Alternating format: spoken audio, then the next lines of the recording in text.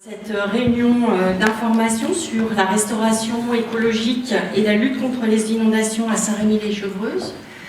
Réunion au cours de laquelle vont vous être exposés les bilans des études et des propositions, des alternatives qui ont été faites. Puisque c'est à moi qui revient de faire l'introduction.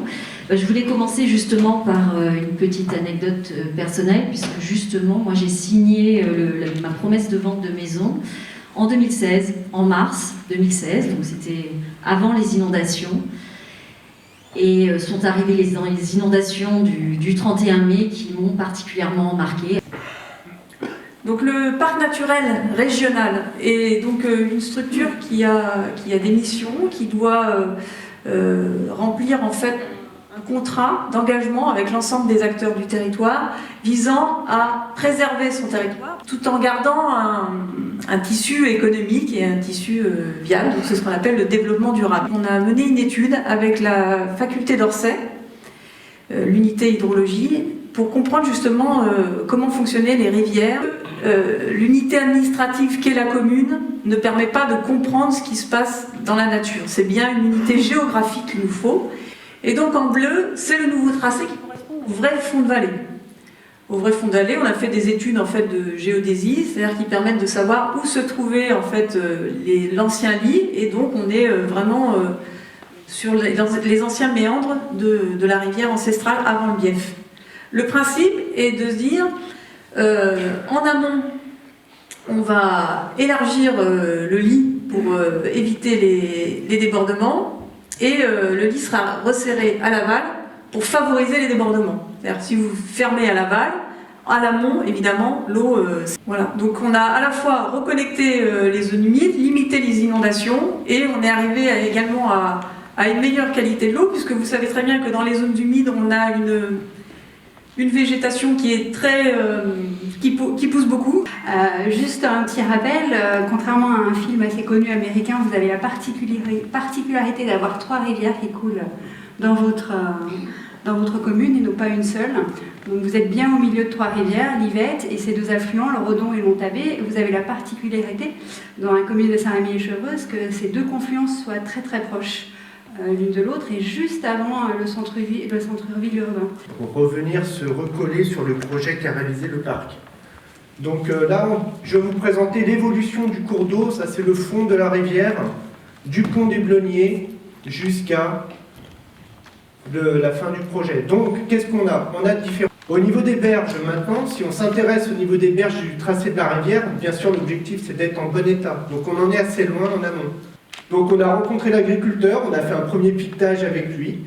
On s'est rendu compte après coup que c'était malgré tout pas satisfaisant pour 2 raisons. On conserve des inondations en aval. Ces inondations en fait sont dues essentiellement au Montabé, qui inonde la plaine agricole avant que la crue de l'Yvette arrive. Et on a proposé un nouveau tracé, une nouvelle rivière, qui impacte moins l'espèce protégée, un nouveau tracé au niveau du Montabé.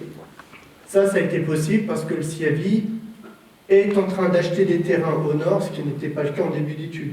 Donc on a vraiment la gestion, on va dire, foncière qui est très importante dans ce projet. Agricole sur les problèmes de ruissellement, c'est pas aussi simple que ça. Il y a des agriculteurs, il y en a plus que l'on croit, qui participent vraiment à trouver des solutions avec les acteurs du territoire. Quelques-uns sur notre commune limitrophe avec Gommetz, qui pensent que pour que nous fassions des aménagements, il faut qu'on leur donne le change en droit à construire, en des choses comme ça, vous voyez. Donc ça, c'est pas recevable, donc ça passe par des procédures de DIG notamment, qui sont beaucoup plus longues, mais qu'on va mettre en œuvre, voilà.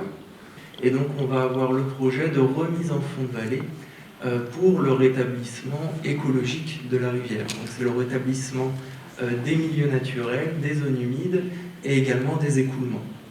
Donc un gain hydraulique. On a également une espèce rare, la dorine à feuilles opposées.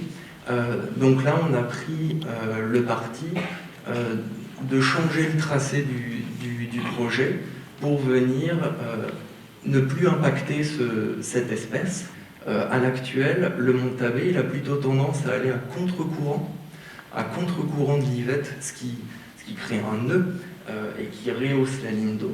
Donc on vient remettre le Montabé dans le bon sens des écoulements.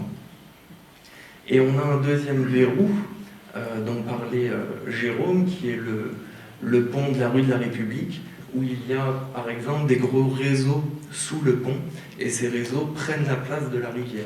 Le Montabé est un réservoir biologique par des espèces patrimoniales qui sont surtout localisées sur le tronçon naturel en amont, le domaine Saint-Paul. Bien, monsieur, votre question, c'est est-ce que finalement la renaturation n'accroît pas les inondations? C'est ça, le phénomène d'inondation. Moi, j'affirme que la renaturation accroît les Votre inondations question, elle est là. en aval.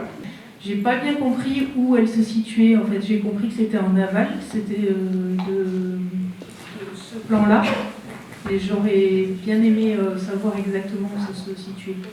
On va recréer des méandres, et donc on va, avec des berges en pente douce, et de se dire la rivière va mettre plus de temps à arriver au même point, et elle va pouvoir déborder dans les zones qui sont adjacentes à la rivière, qu'on appelle les zones humides, et qui sont faites d'ailleurs pour encaisser ces débordements. Collectif Préservons vos séjours. Oui. Donc vous avez bien compris que effectivement, moi je suis pour la sauvegarde du lac.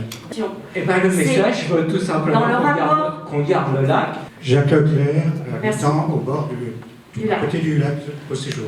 Je me porte en faux complètement contre tous ces gens, puisque je pourrais très bien faire partie du collectif, et si je l'ai refusé, pour une raison simple, c'est qu'effectivement, au vu de tout ce qu'on entend, on s'aperçoit que c'est quand même de loin la meilleure solution qui est proposée. Ma responsabilité en tant que maire de cette commune, c'est de ne pas aggraver une situation et de prendre toutes les mesures par anticipation, les mesures conservatoires, sans empêcher le bon fonctionnement de la circulation du quartier. Voilà, donc le scénario de la rue de l'Étang, tout cela, c'est des scénarios qui peuvent être envisagés.